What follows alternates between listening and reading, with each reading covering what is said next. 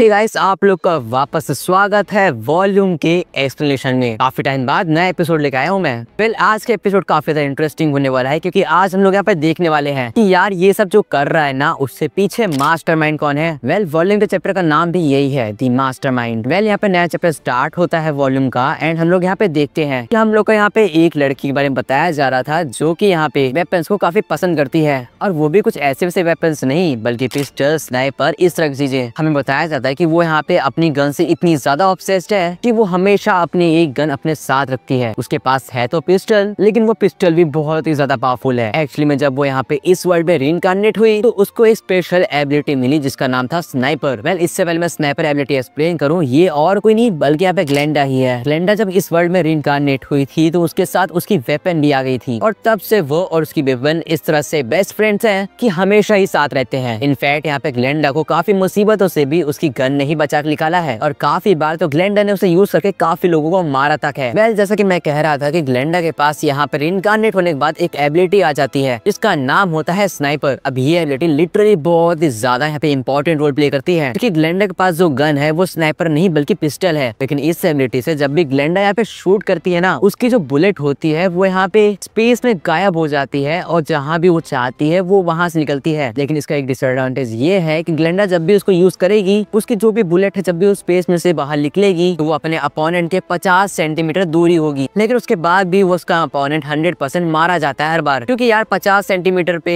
एक supersonic speed से आते हुए बुलेट कौन ही रोक लेगा। वेल, साथ साथ में हमें ये भी बताया जाता है कि ग्लेंडा के पास यहाँ पे नॉर्मल बुलेट्स हैं और साथ साथ में उसके पास मैजिकल बुलेट्स हैं। ग्लेंडा नॉर्मल बुलेट जो है वो उनके ऊपर अटैक करती है, जिसको देख के ग्लेंडा को लगता है कि वो लोग फिजिकली काफी इजिली मारे जा सकते हैं। और जैसे कि कोई डीमन आ जाता है या फिर कोई पावरफुल मॉन्स्टर आ जाता है तो उसके लिए ग्लेंडा यहाँ पे नॉर्मल बुलेट्स नहीं बल्कि यहाँ पे मैजिक बुलेट्स यूज करती है, जिसमें वो अपना माना भी यहाँ पे डालती है। वेल, अब हम लोग यहाँ पे प्रेजेंट में आते हैं। एक्चुअली में जिस रेड हेयर गर्ल की बात हो रही होती है और जिसने यहाँ पे शूट करा था ना, वो ग्लेंडा ही होती है। ग्लेंडा कह रही होती है कि मेरी स्पेशल एबिलिटी से कोई भी नहीं बच सकता। ये वो सेम टाइम होता है जब गेविन और एल्ड्रिक वहाँ पे अरेस्ट हो रहे होते हैं और रिमरो यहाँ पे सोच रहा होता है कि अभी उसे क्या करना चाहिए। वेल, ग्लेंडा कहती है कि एल्ड्रिक को मारना काफी आसान होगा कि वो एक ह्यूमन है। इसके बाद वो वहाँ से शूट कर देती है। वो कहती है कि कोई भी मॉन्स्टर भी चाहे तो उसे रोक नहीं सकता, लेकिन बहुत हैरानी से कोई भी मरता नहीं है बल्कि भाई उसकी बुलेट ही गायब हो जाती है। ग्लेंडा कहती है ये कैसे हो सकता है, पॉसिबल ही नहीं है कि मेरी बुलेट यहाँ पे गायब हो जाए। कुछ टाइम बाद ग्लेंडा को रियलाइज हो जाता है कि उसका मिशन फेल हो चुका है। उसके साथ साथ में ये भी रियलाइज हो जाता है कि उसने पंगा किससे लिया है। उसे याद आता है कि उसने यहाँ पे डियाब्लो से फाइट करी थी और डियाब्लो इतना ज्यादा पावरफुल था कि ग्लेंडा को वहाँ से भागना पड़ा था। एंड यहाँ पे तो इस डियाब्लो का मास्टर यानी कि रिमरो है, तो भाई ग्लेंडा उसे हरा कैसे सकती है। वो डिसाइड करती है कि वो वहाँ से भाग जाएगी इससे पहले कि वो पकड़ी जाए। लेकिन अपना सोई कहाँ पे चुप बैठने वाला था, वो वहाँ पे ग्लेंडा के पास आ जाता है और कहता है तुम्हारी टेक्निक काफी कमाल की थी, लेकिन तुम यहाँ से भाग नहीं सकती। मेरे रिमरो समा ने मुझसे कहा है कि मैं तुम्हें यहाँ पे सही सलामत उनके नेशन में ले जाऊँ। इस बात के शुक्रमंद रहो कि मेरे यहाँ पे मास्टर ने तुम्हें मारने के लिए नहीं कहा। जिसपे ग्लेंडा कहती है कि ये मॉन्स्टर मेरा क्या ही बिगाड़ लेगा, डियाब्लो के सामने ये कुछ भी नहीं है। और ग्लेंडा डिसाइड करती है कि वो यहाँ पे सोई से फाइट करेगी, क्योंकि उसे मालूम था सोई इतना भी ज्यादा यहाँ पे वीक नहीं है कि ग्लेंडा उसे चकमा देके भाग सके। ग्लेंडा यहाँ पे सबसे पहले अपनी नॉर्मल बुलेट्स को यूज करती है और सोई के ऊपर अटैक करती है सरप्राइजिंगली, लेकिन यहाँ पे सोई को वो चीज जाके लग जाती है और उसका राइट हैंड यहाँ पे उखड़ जाता है। ये देखिए ग्लेंडा को कॉन्फिडेंस आ जाता है कि वो उसे हरा सकती है, इसलिए वो सोई को कहती है कि तुम्हें इतनी जल्दी नहीं आना चाहिए था यहाँ पे और अब सोई मरने वाला है। वैसे ग्लेंडा कहती है कि अगर मैं इसको अपनी तरकीब में फंसा लूं और अपना यहाँ पे माइंड का यूज करूं तो भले ही कोई भी कितना भी पावरफुल हो मैं उससे आसानी से हरा सकती हूँ। इसके बाद ग्लेंडा एक नाइफ निकालती है और अपने राइट हैंड में रख लेती है और सोई की साइड बढ़ने लग जाती है। लेफ्ट हैंड में उसके यहाँ पे गन होती है और राइट में नाइफ। सोई कहता है तुम सच में पावरफुल हो, लेकिन इतनी भी नहीं, मुझे हराने के लिए तुम्हें बहुत साल ट्रेनिंग करनी पड़ेगी। ये बात सुनकर ग्लेंडा कहती है तुम बहुत ही ज्यादा ओवर कॉन्फिडेंट हो, तुम्हारा एक हाथ अभी अभी मैंने यहाँ पे उड़ा दिया है, तुम कितनी ही देर सर्वाइव कर लोगे। ग्लेंडा यहाँ पे अपनी तरकीब के हिसाब से चकमा दे के उसको यहाँ पे बैक स्टेप करना चाहती थी। वो सोच रही थी कि वो अपनी मैक्सिमम एबिलिटी स्नाइपर को यूज करेगी इसे मारने के लिए, क्योंकि ये नॉर्मल बुलेट से तो नहीं मर रहा है। इसलिए वो क्या करती है, वो सोई को यहाँ पे डिस्ट्रैक्ट करती है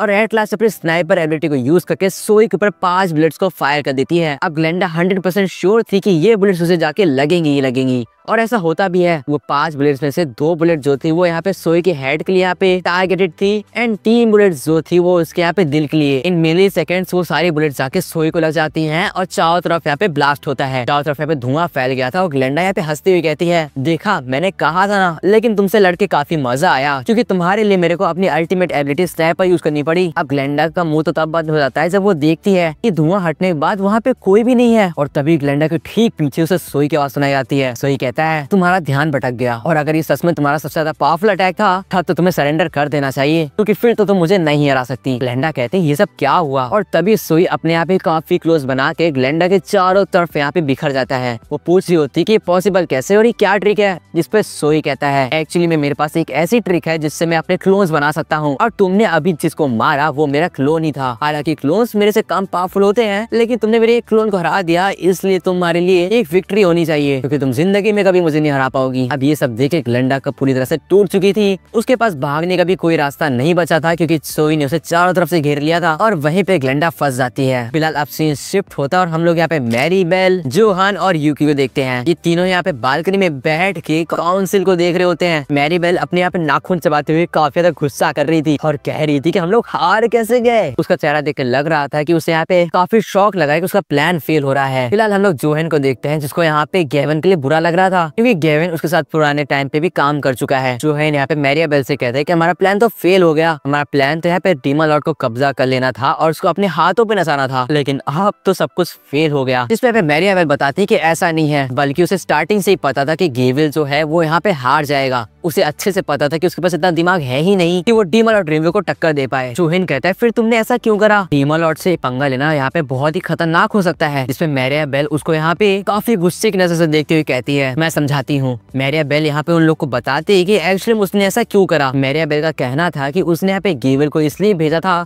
ताकि वो यहाँ पे डीमन लॉर्ड ड्रीमब्रू और उसके यहाँ पे जो बंदे हैं ना उनको यहाँ पे देख सके और परख सके कि वो लोग कितने पावरफुल हैं। लेकिन अफसोस उनमें से ज्यादा लोगों ने अपनी पावर शो ही नहीं करी, जिससे हमें साफ मालूम पड़ता है कि वो लोग काफी ज्यादा पावरफुल हैं। वेल मैरी बेल ये भी कहती कि उसने यहाँ पे ग्लेंडा को भेज दिया है ताकि एल्रिक मारा जाए और सारा इल्जाम यहाँ पर डीमन लॉर्ड ड्रीमब्रू पे लग जाए। वेल जोहन अपने मन में कह रहा होता है कि छोटी सी बच्ची हम लोग अपने हाथों में घुमा रही है, लेकिन ये बात वो मैरी बेल के मुंह पे नहीं कह सकता था। मैक्सिमम पावर यहाँ पे मैरी बेल के पास ही थी, इसलिए वो मैरी बेल के सामने बिल्कुल शांत होकर उसकी बातें मान रहा था। वो मैरी बेल से पूछता है कि अब तुम क्या करने वाली हो, जिसे मैरी बेल कहती है कि हम लोग ड्रीमब्रू को तो नहीं हरा सकते, एट लास्ट वो एक डीमन लॉर्ड है। वेल उसी टाइम जोहन के मन में सवाल आता है कि ड्रीमब्रू तो यहाँ पे ह्यूमंस के साथ ट्रीटी फॉर्म करने के लिए यहाँ पे हाथ बढ़ा रहा है, तो फिर मैरी बेल उसे मरवाना क्यों चाहती है। एट लास्ट यहाँ पे एक डीमन लॉर्ड जो है ह्यूमंस की हेल्प करना चाहता है, तो इसमें तो उनका यहाँ पे बेनिफिट है। जिसमें एक बार फिर से मैरी बेल जोहन को डेथ स्टेयर देते हुए कहती है तुम बहुत ही बड़े वाले बेवकूफ हो। वो बताती है कि वो एक डीमन लॉर्ड है, साथ में भले वो कह रहा है कि वो ह्यूमंस के साथ ट्रीटी फॉर्म करके उनके साथ रहना चाहता है, लेकिन हमें नहीं पता कि वो कब अपना मन बदल दे, और अगर उसने मन बदल दिया तो हम लोग कुछ भी नहीं कर पाएंगे। पॉइंट ये नहीं है कि वो यहाँ पे एक बहुत ही बड़ा नेशन बना रहा है और सब लोग काफी ज्यादा उसकी तरफ अट्रैक्ट हो रहे हैं। पॉइंट ये है कि उसके पास जो आर्मी है वो इतनी ज्यादा पावरफुल है